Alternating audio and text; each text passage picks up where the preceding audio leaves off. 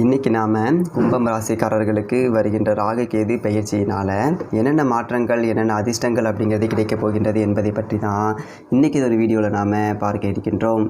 இந்த ஒரு ராகு கேது பயிற்சியானது விஸ்வாவசு வருடம் வைகாசி மாதம் 4ஆம் தேதி இரவு 7:38 பாருங்கள். கும்பம் ராசிக்காரர்களுக்கு இது நாள் வரையும் 2ஆம் இடத்துல இருந்த ராகு பகவான் பின்னோக்கி ராசிக்குள்ளே அமர இருக்கின்றாருங்க.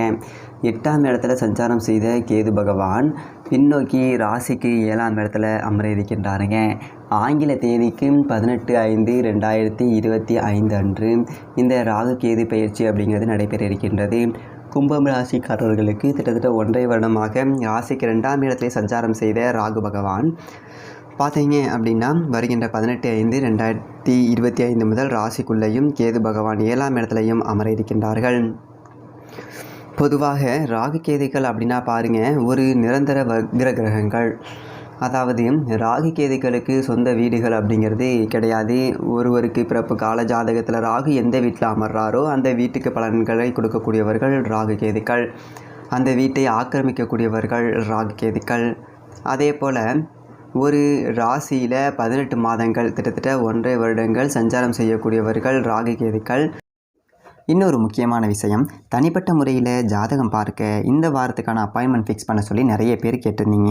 இப்போது ரூபாய் 299 தெளிவாகவும் விளக்கமாகவும் ஜாதகம் பார்த்து தரவங்க தாழ்மையான வேண்டுகோள். இந்த நம்பருக்கு ஃபோன் கால் அல்லது வாட்ஸ்அப்பில் கூட நீங்கள் கேட்டு அவங்களுடைய அப்பாயின்மெண்ட் அப்படிங்கிறத ஃபிக்ஸ் பண்ணிக்கலாம். உங்களுக்கு தேவையான அனைத்து டீட்டெயிலுமே நம்ம டீமில் இருக்கிறவங்க கொடுத்துருவாங்க.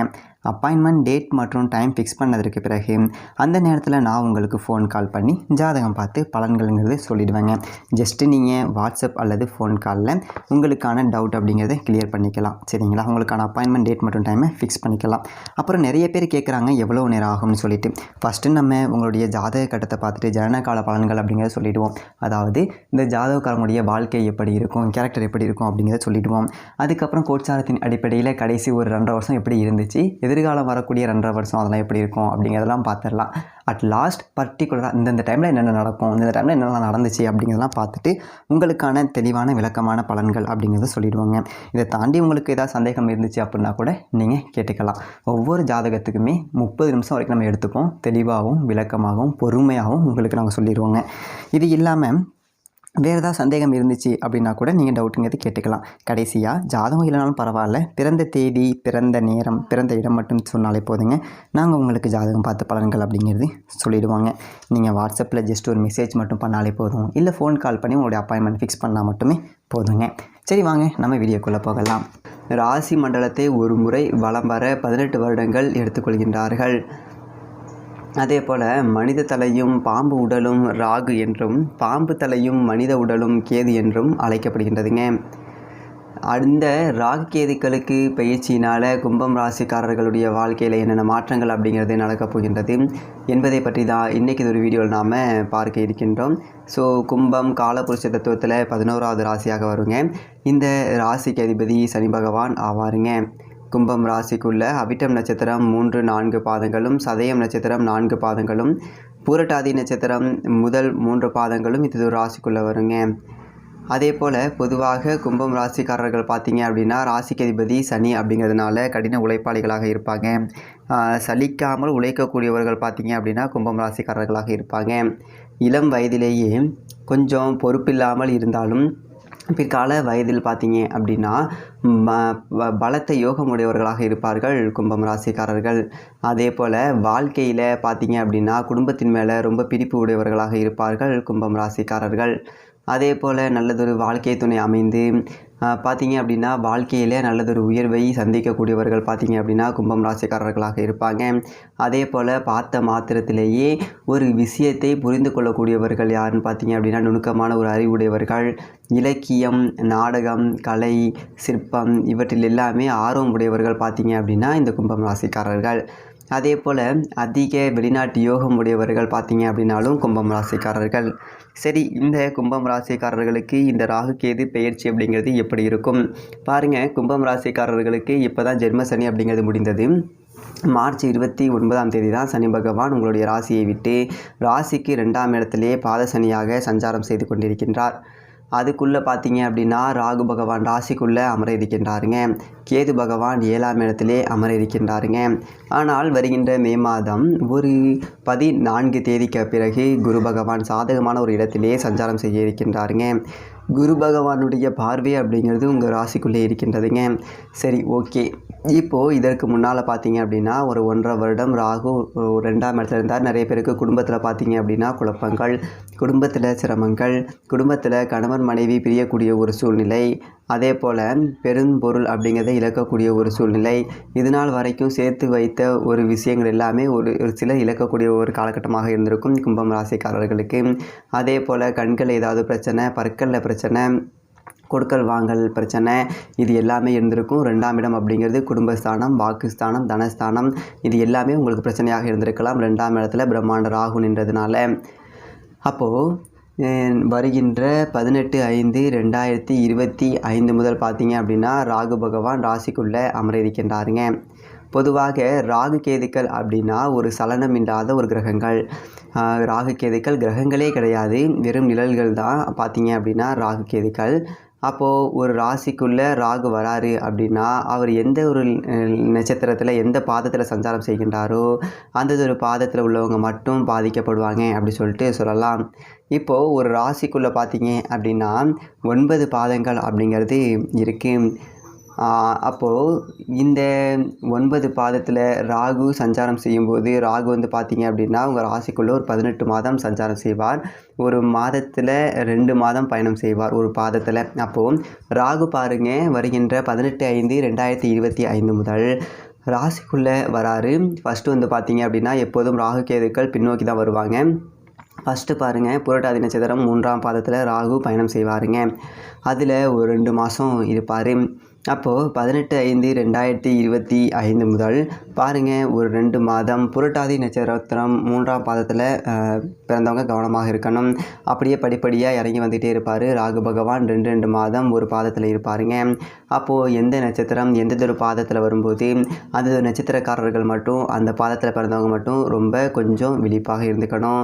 அப்போது ராகு பகவான் பாருங்கள் உங்களுடைய ராசிக்குள்ளே வரும்போது எந்ததொரு ஒரு நட்சத்திரத்தில் எந்ததொரு ஒரு பாதத்தில் வராரோ அந்ததொரு ஒரு நட்சத்திரத்தில் அந்த பாதத்தில் பிறந்தவங்க மட்டும் அந்த 2 மாதம் மட்டும் விழிப்பாக இருந்தால் போதுங்க.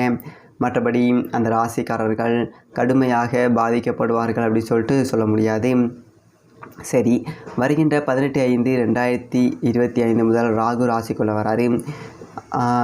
ராகு ராசிக்குள்ளே வரும்போது பாருங்கள் நிறைய பேருக்கு ஏமாற்றங்கள் அப்படிங்கிறது வரும். அதே போல் இந்த குறுக்கு வழியில் ஏதாவது உங்களை ஏமாற்றுவதற்கு ஒரு வாய்ப்புகள் அப்படிங்கிறது இருக்குது. இந்த கும்பம் ராசிக்காரர்கள் ராகு ராசிக்குள்ளே வந்த பிறகு இந்த ரம்மி விளாட்றது, ஆன்லைனில் ஏதாவது விளாட்றது, இந்த மாதிரி பாருங்கள் குறுக்கு வழியில் இருக்கக்கூடியவர்களுக்கு பாதிப்புகள் அப்படிங்கிறத கொடுத்து விட்டுரும். நிறைய பொருளை இழக்கக்கூடிய ஒரு சூழ்நிலையெல்லாம் கொடுத்து விட்டுரும். ஈஸியாக நீங்கள் ஏமாறக்கூடிய ஒரு சூழ்நிலையை கொடுக்கும். அதனால் ராகு ராசிக்குள்ளே இருக்கக்கூடிய ஒரு காலகட்டத்தில் விழிப்பாக இருக்கணும் கும்பம் ராசிக்காரர்கள். நிறைய பேருக்கு பார்த்தீங்க அப்படின்னா உடம்பு வெயிட் அப்படிங்கிறது ஏறி விட்டுரும். அப்போது ஆரோக்கியத்தை ரொம்ப ரொம்ப கவனமாக இருந்துக்கணும். இந்த விஷ ஜுரங்கள் இந்த மாதிரி எல்லாம் வருவதற்கு ஒரு வாய்ப்பு இருக்குது. ராசிக்குள்ளே ராகு இருக்கும்போது ஒரு சிலருக்கு அம்மை சார்ந்த பிரச்சனை எல்லாம் வருவதற்கு வாய்ப்புகள் இருக்கின்றது. அதே போல் ராகு வந்துட்டு ராசிக்குள்ளே வரக்கூடிய காலகட்டத்தில் அவர் எந்த நட்சத்திரத்தில் எந்ததொரு பாதத்தில் வராரோ அந்த பாதத்தில் பிறந்தவங்களுக்கு ஞாபக சக்தி குறைவுங்கிறத கொடுப்பார் 2 மாதத்துக்கு மட்டும். அப்போது படிக்கக்கூடிய மாணவ மாணவிகள் எல்லாம் கொஞ்சம் விழிப்பாக இருந்துக்கணும். அதாவது படிப்பில் ரொம்ப கவனமாக இருந்துக்கணும். அப்போ தான் வந்து உங்களுக்கு அந்த பாதிப்புகள் அப்படிங்கிறத நம்ம குறைக்க முடியும். அதே போல் ராகு வந்துட்டு ராசிக்குள்ளே பயணம் செய்யக்கூடிய ஒரு காலகட்டத்தில் உக்கிர தெய்வங்களை கும்பிட்றது அப்படிங்கிறது நல்லது.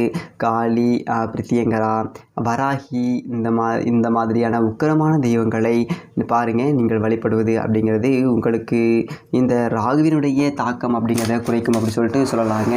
அப்போது ராகு பகவான் ராசிக்குள்ளே சஞ்சாரம் செய்யக்கூடிய ஒரு காலகட்டத்தில் விழிப்பாக இருக்கணும். முக்கியமாக வந்து பார்த்தீங்க அப்படின்னா ராகு ராசிக்குள்ளே சஞ்சாரம் செய்யக்கூடிய காலகட்டத்தில் கணவன் மனைவிக்குள்ளே பிரச்சனை அப்படிங்கிறது வரும். இந்த காதல் முறிவு எல்லாமே பாருங்கள் ராசிக்குள்ளே ராகு 7ல் கேது சஞ்சாரம் செய்யும்போது தான் 90% பாருங்கள் இந்த காதல் பிரிவு அப்படிங்கிறது வருங்க. காதல் பிரச்சனை அப்படிங்கிறது வரும். அதே போல் ஏமாறக்கூடிய ஒரு சூழ்நிலை அப்படிங்கிறது வரும். அப்போது இந்த ராசிக்குள்ளே ராகு பகவான் சஞ்சாரம் செய்யக்கூடிய அந்த 1.5 வருடத்தில் நீங்கள் எந்ததொரு நட்சத்திரத்தில் எந்ததொரு பாதத்தில் அந்த ராகு பயணம் செய்கிறாரோ அந்த நட்சத்திரம் அந்த பாதத்தில் பிறந்தவங்க அந்த 2 மாதம் மட்டும் விழிப்பாக இருந்தால் போதுங்க. மற்றபடி பாருங்கள், ராகு ராசிக்குள்ளே வருவதனால பெரியதொரு கெடுப்பலன்கள் அப்படிங்கிறது சொல்ல முடியாது. மற்றபடி பாருங்கள், அந்த ராசியை முழுவதுமாக பாதிக்காது ராகு பகவான். அதே போல் கேது 7ஆம் இடத்துக்கு வராரு. 7ஆம் இடத்துக்கு கேது வரும்போது மனைவி ஆரோக்கியத்தில் கவனம் அப்படிங்கிறது செலுத்தணும். கணவன் மனைவிக்குள்ளே விட்டு கொடுத்து போகணுங்க. ஒரு வெளிநாடு போகிறீங்க அப்படின்னா ஏஜென்ட் விஷயத்தில் கொஞ்சம் விழிப்பாக இருந்துக்கணும். அதே போல் பயணம் சார்ந்தது ஒரு தொழில் பண்ணக்கூடியவங்க கொஞ்சம் விழிப்பாக இருந்துக்கணும். ஒரு வண்டி வாகனம் வச்சு தொழில் பண்ணுறவங்க இவங்கெல்லாம் பார்த்தீங்க அப்படின்னா கொஞ்சம் விழிப்பாக இருந்தீங்கன்னா போதுமானது. மற்றபடி கேது 7ஆம் இடத்துல சஞ்சாரம் செய்வதனால பயணம் சார்ந்த விஷயத்தில் தான் கொஞ்சம் விழிப்பு அப்படிங்கிறது தேவை அப்படி சொல்லிட்டு சொல்லலாம். மற்றபடி கேதுவால் உங்களுக்கு அதிக பாதிப்புகள் அப்படிங்கிறது இருக்காது. ஒரு சிலருக்கு திருமண தடை அப்படிங்கிறது ஏற்படும். கேது திசை நடப்பில் இருந்தால் மட்டும் உங்களுக்கு அந்த திருமண தடை அப்படிங்கிறதை கொடுப்பதற்கு வாய்ப்புகள் அப்படிங்கிறது இருக்குது. மற்றபடி ராகு கேதுவால் உங்களுக்கு பெரியதொரு பாதிப்புகள் அப்படிங்கிறது இல்லைங்க. அதே போல் பாருங்கள், கும்பம் ராசிக்காரர்களுக்கு ஜென்ம சனி அப்படிங்கிறது இப்போ தான் முடிஞ்சிருக்கு. மார்ச் 29ஆம் தேதி தான் உங்களுக்கு ஜென்ம சனி உங்களுக்கு விலகி பாத சனி அப்படிங்கிறது நடந்து கொண்டிருக்கின்றது. முக்கியமாக ஜென்ம சனியில் பாருங்கள், நிறைய அனுபவம் அப்படிங்கிறது கிடைச்சிருந்திருக்கும் கும்பம் ராசிக்காரர்களுக்கு. உங்களை பற்றி, உங்களுடைய உறவுக்காரர்களை பற்றி, உங்களுடைய சுற்றி இருக்கவர்கள் எல்லாமே எப்படிப்பட்டவங்க அப்படிங்கிறத நல்ல தெளிவாக நீங்கள் தெரிந்து வைத்திருக்கக்கூடிய ஒரு காலமாக இருந்திருக்கும் இந்த ஜென்ம சனி காலகட்டத்தில். ஜென்ம சனி விலகினதே உங்களுக்கு பெரியதொரு அதிர்ஷ்டம்ங்க. ஏன்னா ஜென்ம சனியில் நிறைய பேருக்கு மன அழுத்தம் அப்படிங்கிறது நிறையவே இருந்திருக்கும். மன இறுக்கம், மனக்குழப்பம், அதே போல் உடல் ரீதியாக பிரச்சனை, அதே போல் உடம்பு அசதி, சோம்பல், விபத்து, கண்டம், காயம், கோர்ட்டு கேஸு, மருத்துவ செலவுகள், இப்படி நிறைய பிரச்சனைகள் அப்படிங்கிறத பார்த்துருப்பீங்க ஜென்ம சனியில். அதனால் ஜென்ம சனி அப்படிங்கிறது விலகிடுச்சு. இனிமேல் ஒன்றும் பெரியதொரு பாதிப்பு அப்படிங்கிறது இல்லை கும்பம் ராசிக்காரர்களுக்கு. இந்த ராகுவால் கொஞ்சம் சிரமங்கள் அப்படிங்கிறது இருந்திருக்கும். மற்றபடி பார்த்தீங்க அப்படின்னா கொஞ்சம் விழிப்பாக இருந்தீங்க அப்படின்னா அந்த ராகுவால் உங்களுக்கு அந்த கெடு பலன்கள் அப்படிங்கிறது இருக்காது. மிகச்சிறந்த ஒரு காலகட்டமாக கும்பம் ராசிக்காரர்களுக்கு அமையும்.